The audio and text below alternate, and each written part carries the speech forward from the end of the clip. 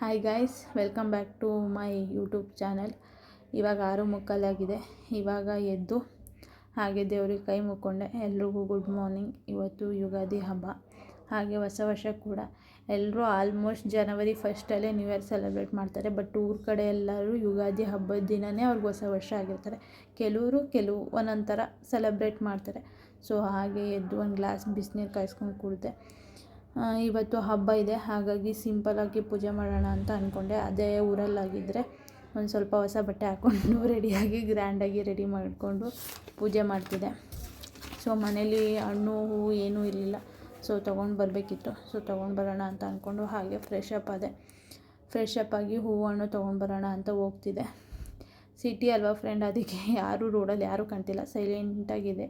ಖಾಲಿ ರೋಡು. ಒಬ್ಬಳೇ ನಡ್ಕೊಂಡು ಹೋಗ್ತಿದ್ದೆ. ಸೊ ಯಾರೂ ಇಲ್ಲ, ಅಷ್ಟು ಬೇಗ ಯಾರೂ ಎದ್ದೇಳಲ್ಲ ಅನಿಸುತ್ತೆ ಬೆಂಗಳೂರಲ್ಲಿ. ಸೊ ಇವರೊಬ್ಬರು ನೋಡಿ ಬೇಗ ಎದ್ದು ಆರಾಮಾಗಿ ವಾಕ್ ಮಾಡ್ತಿದ್ರು. ಹಾಗೆ ಹೂವು ತೊಗೊಂಡೆ.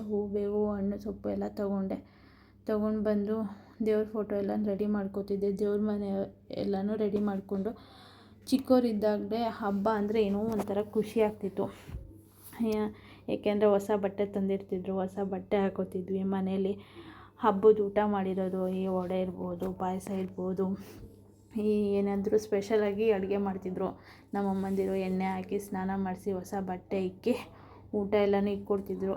ಚೆನ್ನಾಗಿ ಆಟ ಆಡ್ಕೊಂಡಿರ್ತಿದ್ವಿ. ಬಟ್ ಇವಾಗ ಬೆಂಗಳೂರಿಗೆ ಬಂದಮೇಲೆ ಇದೇ ಕೆಲಸ, ಇದೇ ಲೈಫು, ಬರೀ ಈ ಟ್ರಾಫಿಕಲ್ಲಿ ಓಡಾಡೋದೇ ಆಗುತ್ತೆ ಜೀವನ. ಅದೇ ಹಳ್ಳಿಲಾದರೆ ಏನೋ ಒಂಥರ ಚೆಂದ. ಅಕ್ಕಪಕ್ಕದ ಮನೆಯವ್ರ ಜೊತೆ ಮಾತಾಡ್ಕೊಂಡು, ಮಕ್ಳ ಜೊತೆ ಆಟ ಆಡ್ಕೊಂಡು, ಎಲ್ಲರೂ ನೆಂಟರುಗಳಿರ್ತಾರೆ, ಏನೋ ಒಂಥರ ಚೆನ್ನಾಗಿರುತ್ತೆ. ಸೊ ಇವತ್ತು ಹಬ್ಬ ಅಲ್ವಾ, ಹಾಗಾಗಿ ಸೀರೆ ಹಾಕ್ಕೊಂಡಿದ್ದೆ. ಸೀರೆ ಹಾಕ್ಕೊಂಡು ರೆಡಿ ಆಗ್ತಾಯಿದ್ದೆ. ಆಲ್ಮೋಸ್ಟ್ ಇಂಡಿಯನ್ ಟ್ರೆಡಿಷನ್ನೇ ನಾನು ಎಲ್ಲ ಹಬ್ಬಕ್ಕೂ ವೇರ್ ಮಾಡೋದು. ಈ ಸೀರೆ ಆಗಿರ್ಬೋದು, ಲಂಗ ಬ್ಲೌಸ್ ಆಗಿರ್ಬೋದು, ಆಲ್ಮೋಸ್ಟ್ ಇದೇ ಥರ ರೆಡಿ ಆಗ್ತೀನಿ. ಸೊ ನೋಡಿ, ಈ ಥರ ರೆಡಿಯಾಗಿದೆ ಸಿಂಪಲಾಗಿ. ಸೊ ಹೇಗೆ ಕಾಣ್ತಿದ್ದೀನಿ ಅಂತ ಕಮೆಂಟ್ ಮಾಡಿ. ನನಗೆ ತುಂಬ ಗ್ರ್ಯಾಂಡಾಗೆಲ್ಲ ರೆಡಿ ಆಗೋದು ಅಷ್ಟು ಇಷ್ಟ ಆಗೋಲ್ಲ. ಸೊ ಸಿಂಪಲಾಗಿ ಹಂಗೆ ಒಂದು ಸ್ಯಾರಿ ಹಾಕ್ಕೊಂಡು ರೆಡಿಯಾಗಿದೆ. ಹಾಗೆ ನೋಡಿ, ದೇವ್ರ ಮನೇನ ಈ ಥರ ಸಿಂಪಲಾಗಿ ರೆಡಿ ಮಾಡ್ಕೊಂಡಿದ್ದೆ. ಬನ್ನಿ ಎಲ್ಲರೂ ಪೂಜೆ ಮಾಡೋಣ. ದೇವರು ಎಲ್ರಿಗೂ ಆರೋಗ್ಯ ಆಯಸ್ಸು ಕೊಟ್ಟು ಕಾಪಾಡಲಿ, ಎಲ್ರಿಗೂ ಒಳ್ಳೆಯದಾಗಲಿ ಅಂತ ಬೇಡ್ಕೊತಿದ್ದೀನಿ. ಎಲ್ಲ ಸಮಸ್ತ ನಾಡಿನ ಜನತೆಗೂ ಯುಗಾದಿ ಹಬ್ಬದ ಶುಭಾಶಯಗಳು ಹಾಗೂ ರಂಜಾನ್ ಹಬ್ಬದ ಶುಭಾಶಯಗಳು. ಹಾಗೆ ಕ್ವಿಕ್ಕಾಗಿ ಆಫೀಸಿಗೆ ರೆಡಿ ಆದೆ. ಎಷ್ಟೇ ಬೇಗ ಎದ್ರೂ ಅದು ಏನೋ ಗೊತ್ತಿಲ್ಲ ಫ್ರೆಂಡ್, ನಾನು ಆಫೀಸ್ಗೆ ಹೋಗೋಷ್ಟೊತ್ತಿಗೆ ಟೈಮ್ ಆಗಿರುತ್ತೆ. ಸೊ ಹಂಗೆ ಒಂಚೂರು ಸಿಂಪಲಾಗಿ ರೆಡಿಯಾಗಿ ಆಫೀಸ್ಗೆ ಹೊರಟೆ. ಆಮೇಲೆ ಹೋಗಿ ಬಸ್ ಸ್ಟಾಪಲ್ಲಿ ನೋಡಿದ್ರೆ ಒಂದು ಬಸ್ ಇಲ್ಲ ಫ್ರೆಂಡ್. ಅರ್ಧ ಗಂಟೆ ಕಾದೆ. ಕೊನೆಗೂ ಅಂತೂ ಇಂತೂ ಒಂದು ಬಸ್ ಬಂತು. ಸೊ ಫೈನಲಿ ಆಫೀಸಿಗೆ ರೀಚ್ ಆದೆ. ಕೆಲಸ ಮುಗೀತು. ಕೆಲಸ ಮುಗಿಸ್ಕೊಂಡು ಮನೆಗೆ ಹೋಗೋಣ ಅಂತ ಹೋಗ್ತಿದ್ದೆ. ಅಷ್ಟರೊಳಗೆ ಅಜ್ಜಿ ಊರಿಂದ ಫೋನ್ ಮಾಡಿದರು, ಹಬ್ಬಕ್ಕೆ ಬಾ ಅಂತ. ಹಾಗಾಗಿ ಹಬ್ಬಕ್ಕೆ ಹೋಗೋಣ ಅಂತ ಅಂದ್ಬಿಟ್ಟು ಸರಿ ಅಂದ್ಕೊಂಡು ಹೋದೆ. ಇನ್ನು ಬಸ್ಸಲ್ಲಿ ಹೋದರೆ ಲೇಟ್ ಆಗುತ್ತಲ್ಲ, ಮೆಟ್ರೋದಲ್ಲೇ ಹೋಗೋಣ ಅಂತ ಅಂದ್ಕೊಂಡು ಮೆಟ್ರೋ ಕಾಯಿನ್ ತೊಗೊಂಡು ಹೋದೆ. ನಾನು ಹೋಗಿದ್ದಕ್ಕೂ ಮೆಟ್ರೋ ಬಂತು. ಸೊ ಮೆಟ್ರೋ ಹತ್ಕೊಂಡೆ. ಫುಲ್ ರಶ್ ಆಗಿತ್ತು. ಸೊ ಅಂತೂ ಫೈನಲಿ ಒಂದು ಸೀಟ್ ಸಿಕ್ತು ಹೆಂಗೋ. ಸೊ ಹೋಗಿ ಕೂತ್ಕೊಂಡೆ.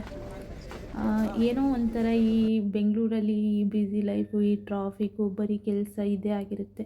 ಊರಿಗೆ ಹೋದರೆ ಏನೋ ಒಂಥರ ಖುಷಿ, ಎಲ್ಲರೂ ಇರ್ತಾರೆ, ಎಲ್ಲರೂ ಮಾತಾಡಿಸ್ಬೋದು, ಎಲ್ಲರ ಜೊತೆ ಇರ್ಬೋದು ಅಂತ. ಸೊ ಹಾಗಾಗಿ ಊರಿಗೆ ಹೋಗೋಣ ಅಂತ ಅಂದ್ಕೊಂಡು ಸರಿ ಹೋಗೋಣ, ನಾಳೆ ಹೆಂಗಿದ್ರು ಹಾಲಿಡೇ ಇದೆ ಅಲ್ವಾ ಅಂದ್ಕೊಂಡು ಹೋದೆ.